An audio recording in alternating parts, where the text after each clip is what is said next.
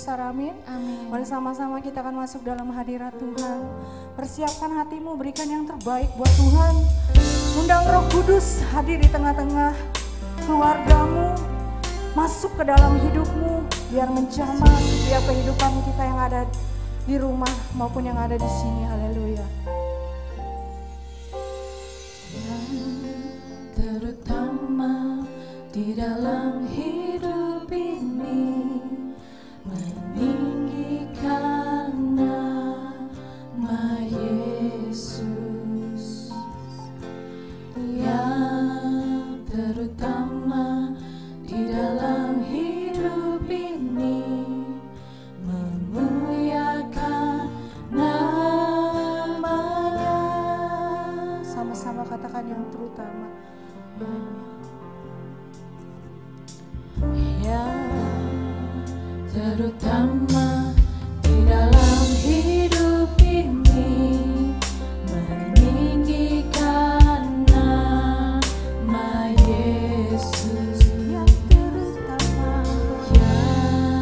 terutama di dalam hidup ini, memuliakan nama.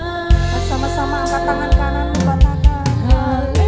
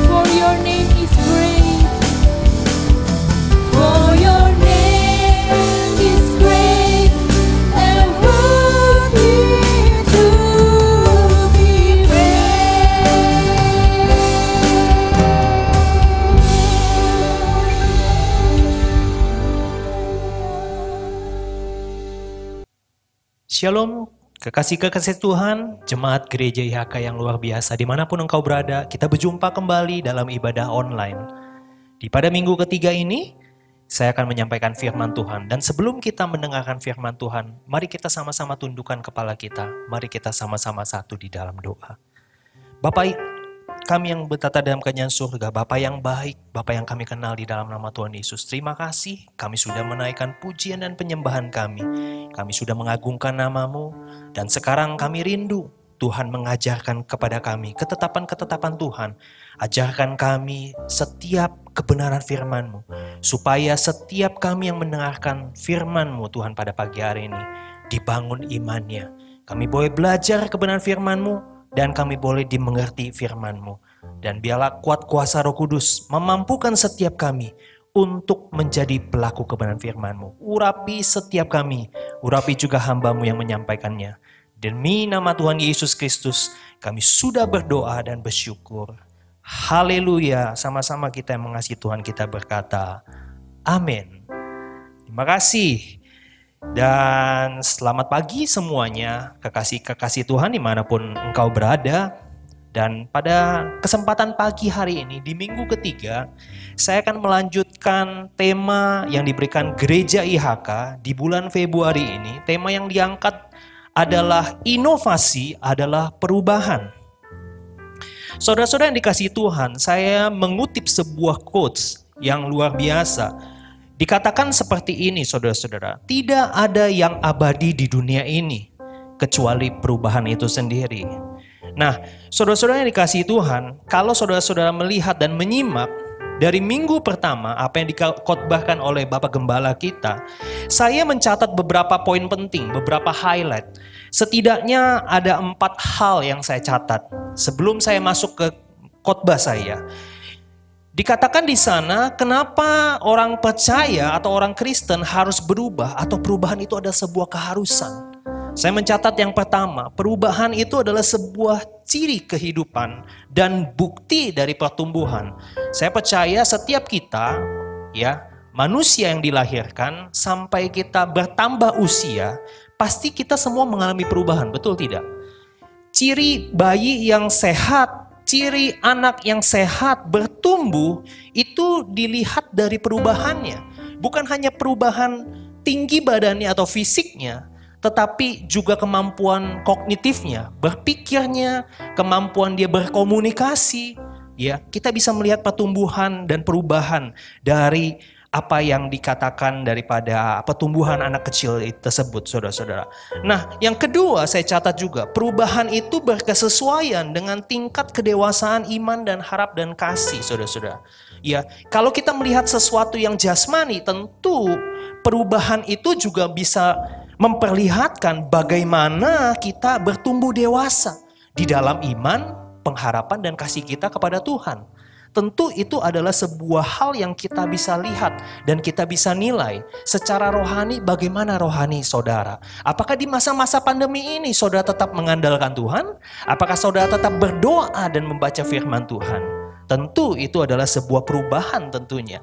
Walaupun perubahan di dunia ini terjadi hari-hari ini dengan begitu luar biasa, tapi apakah saudara tetap melakukan yang namanya kebenaran firman Tuhan? Amin. Dan yang ketiga saya catat, ini yang menjadi highlight utama, saudara-saudara. Bapak Gembala kita menyampaikan tanpa perubahan adalah kerugian, kesia-siaan, bahkan menuju kebinasaan. Wow, luar biasa. Tanpa sebuah perubahan ternyata saudara-saudara dicatat, kalau kita nggak berubah, yang ada rugi, sia-sia, bahkan menuju kebinasaan, saudara-saudara. Ini sebuah poin yang saya akan bagikan kepada saudara di minggu ketiga ini, saudara-saudara. Dan highlight yang keempat yang saya baca, yang saya catat, saudara-saudara, inovasi tanpa sebuah perubahan adalah kepura-puraan. Jadi saya mau katakan, saya mau simpulkan saudara-saudara bahwa inovasi itu identik dengan sebuah perubahan. Amin. Nah, karena kita mengenal bahwa tahun 2021 ini adalah tahun inovasi, mari kita melihat banyak sekali orang percaya dan kita hari-hari ini, semua orang di tengah-tengah dunia ini menghadapi masalah yang sama. Mereka menghadapi pandemi, saudara-saudara. Mereka sebagian bisa beradaptasi karena mereka sadar mereka perlu untuk berinovasi, saudara-saudara. Namun tidak sedikit orang merasa mereka kesulitan untuk berubah atau berinovasi, saudara-saudara. Ya. Namun ada sebuah quotes dari seorang yang bernama William Pollard, ya. Quotesnya seperti ini, saudara-saudara. To change is difficult, but not to change is fatal. Artinya saudara-saudara, berubah itu memang sulit. Dan saya percaya semua orang di tengah-tengah dunia ini menghadapi pandemi.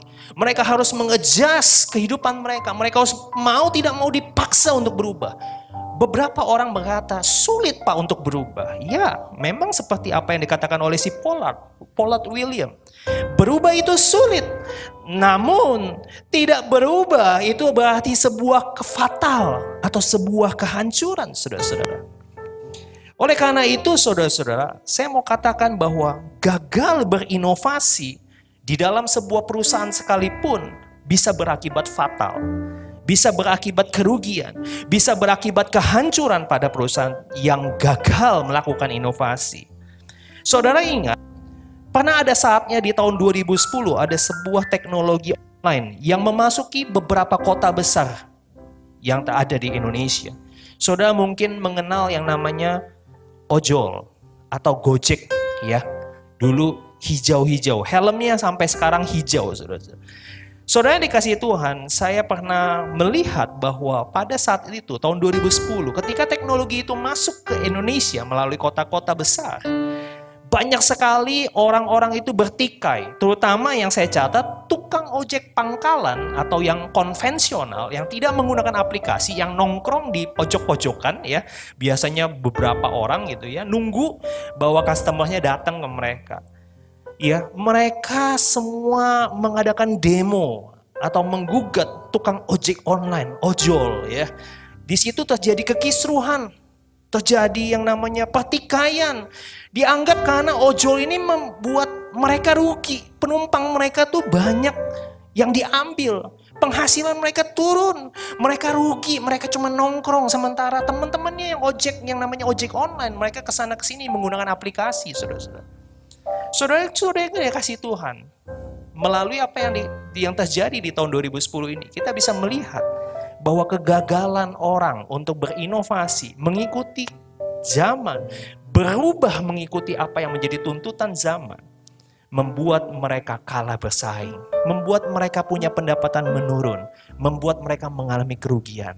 Bahkan saudara-saudara yang dikasihi Tuhan, 10 tahun dari tahun 2010, yakni tahun 2020, saudara bisa melihat jarang sekali, hampir boleh dikatakan jarang sekali orang saat sekarang ini masih berprofesi tukang ojek yang konvensional. Betul nggak? Ya, mereka punah, saudara-saudara. Mereka nggak bisa bersaing dengan aplikasi orang yang sudah melakukan inovasi, saudara-saudara. Jadi saya akan berikan sebuah tema. Saya masuk ke dalam tema saya. Dalam judul khotbah saya, yaitu Change or Die. Ya, berubah atau hancur, ya. Judulnya ngeri, saudara-saudara, ngeri-ngeri sedap. Change or die, ya. Berubah atau hancur, ya. Saya percaya kalau kita bicara tentang perubahan di sini, ya, tentu perubahan yang dimaksud ada dua, ya. Orang bisa berubah lebih baik, bisa juga orang berubah lebih buruk. Dan tentunya saya menyampaikan apa yang dikatakan firman Tuhan hari ini. Perubahan yang dimaksud tentu ke arah yang lebih baik. Setuju, katakan amin. Ya, kita melakukan inovasi based on Christ, ya, berdasarkan apa yang menjadi standar kebenaran firman Tuhan. Mari saudara-saudara, saya ajak saudara untuk melihat seorang tokoh Alkitab. Kita akan belajar bagaimana tokoh Alkitab ini, ya, seorang hakim dari tokoh Perjanjian Lama yang ternyata dia gagal, saudara-saudara, untuk melakukan inovasi, gagal untuk berubah kehidupannya, ya, karena dia gagal untuk berinovasi, gagal berubah menjadi apa yang dikehendaki Tuhan.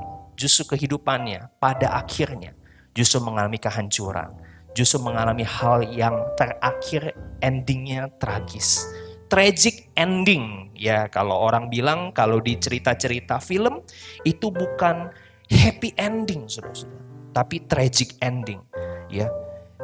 Akhir yang menyedihkan. Mari saya ajak saudara-saudara untuk membuka di dalam Hakim-Hakim pasal yang ke-16. Namun saya akan simpulkan beberapa hal dengan cepat dari Hakim-Hakim 13 ini. Seorang tokoh hakim yang bernama Simson. Tahukah saudara-saudara bahwa diawali kisah Simson itu ternyata bangsa Israel saat keadaan Simson sebelum dilahirkan, mereka jahat, melakukan apa yang jahat di mata Tuhan. Sehingga pada saat itu Tuhan menyerahkan bangsa Israel ke dalam tangan orang Filistin selama 40 tahun lamanya, saudara-saudara yang dikasihi Tuhan. Jadi, dan selama 40 tahun itu bangsa Israel itu takluk atas bangsa Filistin. Lalu Tuhan mengutus Simson melalui mamanya, saudara-saudara. Ya, mamanya dari seorang yang namanya Manoah, papa dan mamanya, ibu, bapak dan ibu Manoah. Pada saat itu diutus ya seorang malaikat memberitahu bahwa akan lahir seorang yang akan membebaskan bangsa Israel dari tangan orang Filistin. Nah, saudara-saudara yang dikasihi Tuhan, singkat cerita, kita akan belajar pada pagi hari ini. Apa yang menjadi penyebab Simson untuk gagal berinovasi secara spiritual? Kalau saudara melihat di dalam Hakim-Hakim pasal yang ke-15 bagian terbawah, yang paling terakhir ayatnya, Simson menjadi hakim atas bangsa Israel hanya 20 tahun. Seharusnya Simson itu ditetapkan Tuhan untuk menjadi hakim-hakim selama 40 tahun. Jadi cuma separuh berjalan.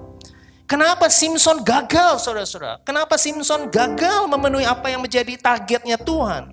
Ternyata saudara-saudara kita akan belajar pada pagi hari ini. Supaya kita pun yang mendengarkan firman Tuhan pada pagi hari ini. Engkau dan saya, kita belajar untuk tidak boleh gagal seperti Simson. Apa yang menyebabkan Simson gagal berinovasi? Saya catat yang pertama, Simson. Penyebab Simson itu gagal berubah. Yaitu dia yang pertama adalah kehilangan visi atau loss of vision. Hakim-Hakim 16 ayat yang pertama dikatakan, Simson pada suatu hari pergi ke kota Gaza dan di sana dilihatnya seorang pelacur dan dia tinggal bersamanya sepanjang malam. Di dalam bahasa Inggris terjemahan Net Version ini lebih jelas lagi. Samson went to Gaza where he saw a prostitute. Ya, ada pelacur, saudara-saudara, wanita tunasusila, and went in to have sex with her. Ya, jadi penyebab pertama Simson gagal berubah karena yang pertama Simson kehilangan visi. Dia kehilangan visi Tuhan. Berikut saudara-saudara, saya tampilkan di dalam Hakim-Hakim 13 ayat 5, ini adalah visi Tuhan atas kehidupan Simson. Saudara bisa melihat bahwa Simson pada saat dia dikandung oleh ibunya, Tuhan telah menetapkan Simson menjadi seorang nazir Allah. Dan dia akan dipakai Tuhan sebagai alat Tuhan untuk menyelamatkan orang Israel dari tangan orang Filistin. Tuhan sudah memberikan visi yang jelas sebelum Simson diberikan nama. Sebelum Simson lahir ke dunia ini, Tuhan sudah memberikan visi yang jelas atas kehidupannya. Demikian pula saudara dan saya. Saudara juga ditetapkan Tuhan untuk menjadi agen-agennya Tuhan. Amin. Saudara ditetapkan Tuhan untuk menjadi geram dan terang bagi dunia ini yang belum mengenal Tuhan. Sehingga mereka boleh melihat ada Tuhan Yesus di dalam kehidupan saudara. Amin. Nah, bapak ibunya saudara, bapak dan ibu Manoah memberikan nama anak mereka Simson. Tahukah saudara-saudara, arti nama Simson adalah sunshine. Atau artinya hidup di dalam kemenangan. Ibunya dan bapaknya, orang tuanya menerima visi dari Tuhan. Anak yang dikandungnya akan menjadi pembebas atas bangsa Israel. Ibunya dan bapaknya tentu punya visi juga. Dia mempas ya atau menerjemahkan visi Tuhan. Lalu diberikan sebuah nama, sebuah harapan kepada anaknya. Namanya sunshine, ya luar biasa. Mentari bersinar atau hidup di dalam kemenangan, arti nama yang luar biasa. Simson semestinya adalah seorang nazir Allah. Dia seharusnya hidup kudus, berbeda dari dunia ini. Dia harusnya menyelamatkan orang Israel, jadi berkat buat banyak orang. Harusnya kehidupannya berubah semakin hari semakin baik. Ya, saudara juga dipanggil daripada kegelapan kepada terangnya yang ajaib. Bukankah itu sama? Ya. Di dalam Galatia 5 ayat 24 lebih jelas lagi. Barang siapa yang menjadi milik Kristus Yesus, ia telah menyalibkan daging dengan segala hawa nafsu dan keinginannya. Jikalau kita hidup oleh Roh, baiklah hidup kita juga dipimpin oleh Roh. Ini ada sebuah perkataan Rasul Paulus yang luar biasa kepada jemaat di Galatia. Saudara yang dikasihi Tuhan, Simson itu mendapatkan visi Tuhan. Dia seorang nazir Allah yang seharusnya hidup kudus. Semakin hari bertumbuh seharusnya semakin baik, dan lebih baik, saudara-saudara yang kasih Tuhan. Setengah kehidupannya selama 20 tahun, Simson mengikuti tuntunan Tuhan. Tapi di Hakim-Hakim 16 ayat 1 pembukaannya, saudara bisa melihat faktor kegagalan pertama. Simson gagal berinovasi secara spirit. Kenapa? Karena dia pergi ke kota Gaza, ke kota orang-orang Filistin. Dan di sana dia justru tidur dengan seorang pelacur. Orang yang harus hidupnya kudus, hidupnya suci. Tapi dia justru tidak hidup di dalam kebenaran. Hidup di dalam pimpinan Tuhan. Hidup menghidupi apa yang menjadi kebenaran firman Tuhan. Saudara-saudara yang kasih Tuhan. Ini ada sebuah hal yang dikatakan menjadi penyebab kegagalan Simson untuk berinovasi. Saya catat di dalam Amsal 29 ayat 18a. Di dalam New Living Translation, ini jelas. When people do not accept divine guidance. Ya. Ketika seseorang tidak menuruti atau tidak mau dituntun oleh yang namanya tuntunan kudusnya Tuhan, they run wild. Mereka akan lepas kendali. Mereka akan liar. Di dalam terjemahan bahasa Indonesia, bila tidak ada wahyu, when there's no vision, the people perish. Bila tidak ada wahyu, liarlah rakyat. Sama saudara-saudara. Ketika seseorang yang kehilangan visi, kehilangan tuntunan Tuhan, mereka cenderung akan lepas kendali. Bisa saja orang itu akan kembali kepada kehidupan lamanya. Bisa saja orang itu kembali kepada kebiasaan lamanya. Bisa saja orang itu meninggalkan cara hidup yang baru. Ngikutin cara hidup yang lama, saudara-saudara.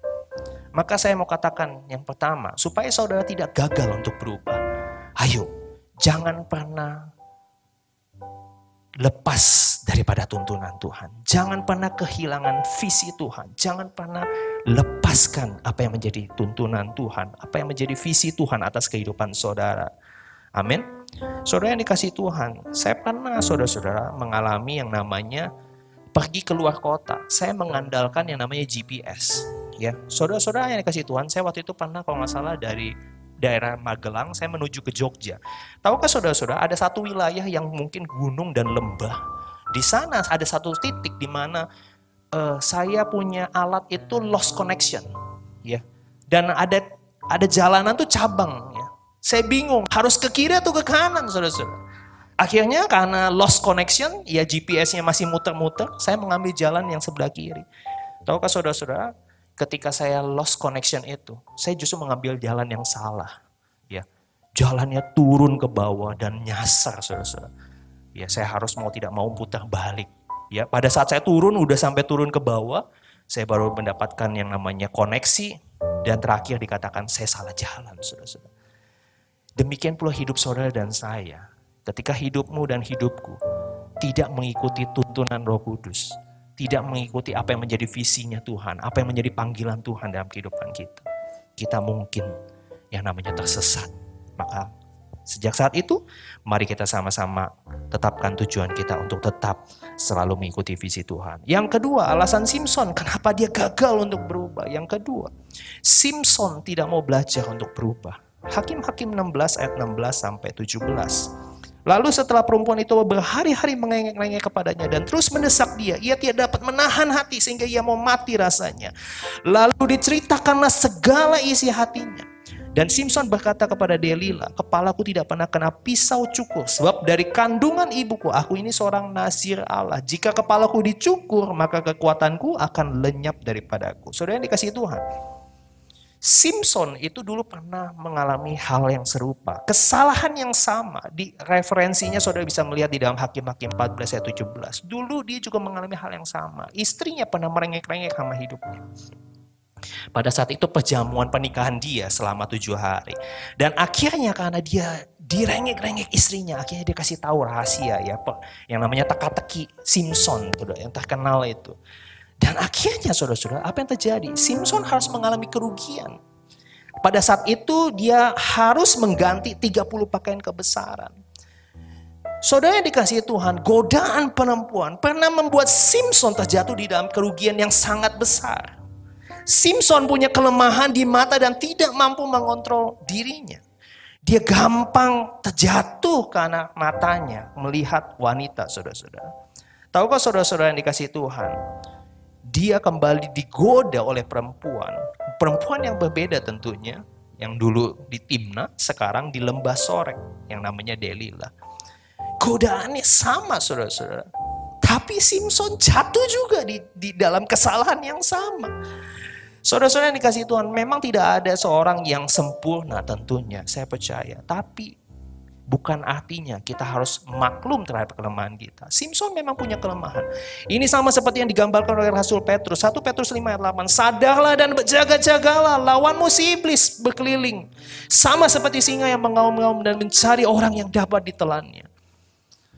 Oleh karena itu saudara-saudara, kejatuhan dan kegagalan Simpson di masa lalu tidak membuat Simpson belajar dari kegagalannya. Dia tidak mau berubah, dia tidak mau belajar dari kegagalannya.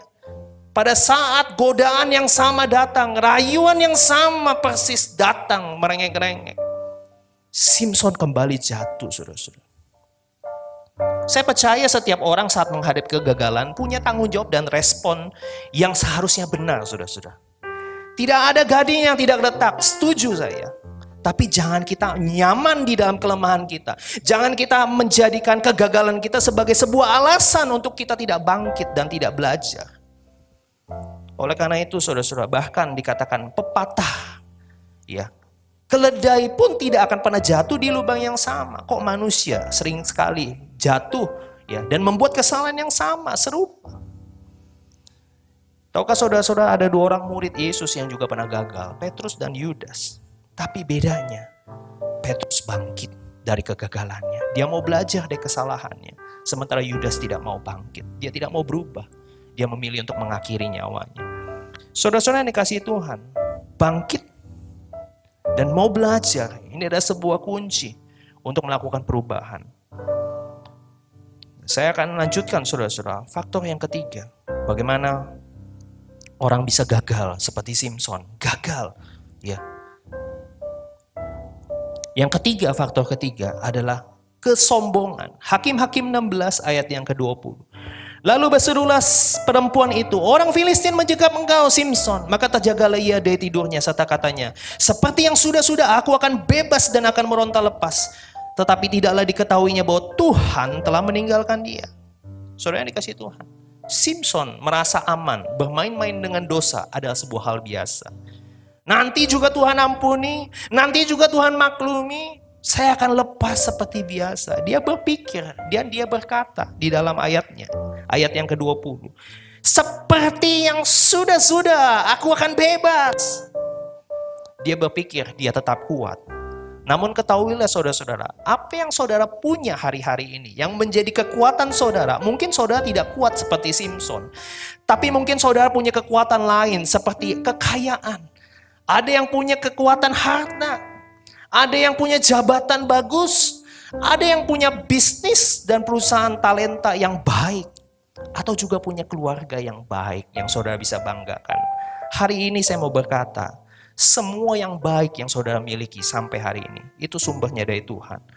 Jangan pernah sombong terhadap apa yang saudara miliki. Sesungguhnya, apa yang saudara punya, yang baik, itu adalah titipan dan kepercayaan Tuhan. Amin. Amsal 16 ayat 18. Kecongkakan mendahului kehancuran dan tinggi hati mendahului kejatuhan. Saudara-saudara yang dikasihi Tuhan, sebenarnya ada sebuah cerita saudara-saudara. Dan saya cepat saja ya mungkin ya. Ini karena waktunya sudah terbatas. Nah, ada sebuah contoh dari kesombongan ini. Saudara mungkin tahu, kenal yang namanya BlackBerry, saudara-saudara. BlackBerry ini pernah mengalami kejayaan di tahun 2008. 2007, 2008 adalah masa-masa keemasan BlackBerry, saudara-saudara. Dan saudara yang dikasihi Tuhan, sampai hari ini, 10 tahun kemudian, BlackBerry Messenger itu melakukan tutup operasi layanannya di Indonesia pada tanggal 31 Mei 2019 tepatnya, saudara-saudara. Kenapa BlackBerry gagal? Ya, sampai hari ini tidak bisa mempertahankan kejayaannya, keemasannya. Dia kalah sama Samsung dan iPhone, Apple, saudara-saudara.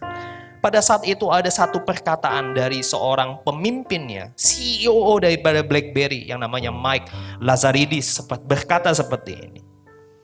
Sebagus apapun iPhone, dia menghadirkan kesulitan bagi penggunanya. Cobalah engkau mengetik di layar sentuh iPhone, itu kesulitan yang nyata.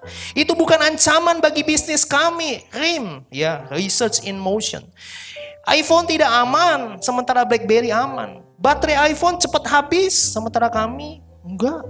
Keyboard digitalnya pun susah. BlackBerry masih mengagungkan yang namanya QWERTY, saudara-saudara. Handphone dengan keyboard yang dipijit-pijit, saudara-saudara. Dan tahukah saudara-saudara, kesombongan daripada seorang CEO yang namanya Mike Lazaridis ini membawa sebuah petaka bagi RIM.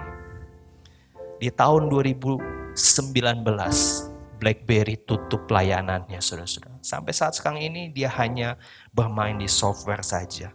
Dan sebuah hal yang kita bisa pelajari pada hari ini. Mari kita rendahkan hati kita di bawah tangan Tuhan yang kuat. Supaya saudara dan saya ditinggikan pada waktunya. Kesimpulannya, kenapa terjadi kegagalan? Gagal untuk berubah. Yang pertama, dari Simpson kita belajar kehilangan visi. Yang kedua, tidak mau belajar untuk berubah. Yang ketiga, kesombongan. Mari kita sama-sama terus belajar. Mau dipimpin oleh Roh Kudus yang merupakan sumber daripada inovasi itu. Mari tetap belajar untuk rendah hati, mengikuti tuntunan daripada Tuhan untuk kita bisa melewati tahun 2021 ini dengan penuh kemenangan. Mari kita tundukkan kepala, mari kita sama-sama satu di dalam doa. Bapa yang baik, terima kasih buat kebenaran firman-Mu, dan biarlah kebenaran firman-Mu Tuhan boleh memeteraikan setiap jemaat Tuhan, dan setiap kami boleh belajar untuk kami tidak mau gagal berubah seperti Simpson. Kegagalan untuk berubah adalah sebuah kehancuran. Kami tidak mau hancur, tapi kami mau terus kuat di dalam Tuhan. Pimpin dan sertai kami terus ya Tuhan. Kami mau diproses, kami mau belajar rendah hati. Kami mau tetap terus senantiasa terkoneksi dengan Engkau. Dalam nama Tuhan Yesus, kami sudah berdoa dan bersyukur. Haleluya. Amin. Tuhan Yesus memberkati kita semua. Terima kasih Tuhan Yesus untuk ibadah di pagi hari ini. Sungguh kami percaya setiap pujian, setiap benih firman Tuhan yang telah ditaburkan oleh hamba-Nya, kami percaya benih firman Tuhan tidak akan pernah kembali sia-sia di dalam kehidupan kami. Tetapi benih firman Tuhan akan memeteraikan setiap kebenaran firman Tuhan. Kami percaya pagi hari ini adalah pagi yang penuh lawatan, pagi yang penuh urapan, pagi yang penuh mujizat. Melalui firman Tuhan, iman kami dibangkitkan, hikmat kami terbuka, karena kami mengenal bahwa siapa Tuhan Yesus Kristus itu. Kami percaya setiap jeripaya kami yang mengikuti live streaming ini, Tuhan memberkati setiap kehidupan keluarga di pagi hari ini. Kami percaya benih firman Tuhan boleh menjadi satu kekuatan, boleh menjadi satu rema yang kami jalani bersama dengan Tuhan Yesus Kristus. Tuhan memberkati hamba-Nya Pastor Fendi Samsudin. Kasih anugerah Tuhan, urapan Tuhan selalu baru di dalam kehidupannya. Apa yang dia kerjakan melalui kedua tangannya, Tuhan Yesus buat berhasil dan beruntung. Terima kasih Bapa, dan kami pun berdoa untuk Pak Gembala kami. Kami percaya hikmat yang daripada Tuhan Yesus Kristus melalui inovasi di tahun 2021, kami akan mengalami percepatan bersama dengan Tuhan Yesus Kristus. Kami akan mengalami perubahan di dalam diri kami, di dalam keluarga kami. Kami akan terus mengalami Tuhan Yesus Kristus sepanjang tahun 2021. Terima kasih Tuhan Yesus. Tuhan memberkati Gereja Satelit Bogor, Bandung, Kota, dan AS Ministry. Kami percaya berkat yang sama yang telah ditaburkan oleh hambanya, kami percaya semuanya dimeteraikan bagi setiap gembala-gembala satelit, sehingga setiap gereja-gereja satelit akan mengalami inovasi, percepatan yang luar biasa, mengalami janji Tuhan, mengalami urapan Tuhan, mengalami mujizat Tuhan. Terima kasih Tuhan Yesus. Sebelum kami akhiri, kami akan mengangkat tangan kanan lebih tinggi dari atas kepala, dan kami akan memperkatakan kata-kata iman. Saya percaya saya adalah anak Tuhan yang penuh dengan kemuliaan Tuhan, hidup dalam kekudusan, sukses di dunia, dan masuk surga. Saya percaya saya adalah anak Tuhan yang penuh dengan kemuliaan Tuhan, hidup dalam kekudusan, sukses di dunia, dan masuk surga. Saya percaya saya adalah anak Tuhan yang penuh dengan kemuliaan, hidup dalam kekudusan, sukses di dunia, dan masuk surga. Terima kasih Tuhan Yesus. Kami percaya setiap perkataan iman yang kami panjatkan di dalam kebenaran firman Tuhan akan mengalami satu inovasi di dalam setiap kehidupan keluarga di pagi hari ini. Kami percaya sebelum kami akhiri, kami akan mendoakan untuk bangsa Indonesia. Kami percaya lawatan Tuhan atas bangsa Indonesia, Roh Kudus tercurah, dan kami boleh melihat terjadi inovasi yang luar biasa di bangsa kami. Karena kami percaya siapa yang mengandalkan Tuhan Yesus Kristus, bangsa yang mengandalkan Tuhan Yesus Kristus tidak akan pernah dikecewakan. Terima kasih Tuhan Yesus. Kami percaya setiap iman yang kami panjatkan boleh menjadi kekuatan di dalam setiap kehidupan keluarga di tempat ini. Dan kami akhiri, dan kami akan menerima doa berkat dari hambanya. Puji nama Tuhan. Mari semua jemaat dimanapun Anda berada, kita bangkit berdiri, kita buka kedua tangan kita, kita terima berkat yang datang daripada Bapa di surga. Haleluya. Jemaat IHK dimanapun Anda berada, sekarang terimalah berkat yang melimpah-limpah dari Allah Bapa, persekutuan dan kasih sayang dari Tuhan kita Yesus Kristus, penyertaan, penghiburan, serta kuat kuasa dari Allah Roh Kudus, menuntun, menyertai, memberkati, bahkan menjadikan kita kepala dan bukan jadi ekor, naik terus dan tidak akan pernah turun, mulai sekarang, bahkan sampai selama-lamanya. Demi nama Tuhan Yesus Kristus, haleluya. Bersama dengan saya berkata, amin. Puji nama Tuhan. Selamat hari Minggu, selamat menerima anugerah melimpah daripada Bapa di surga. Tuhan Yesus memberkati kita semuanya. Salam IHK.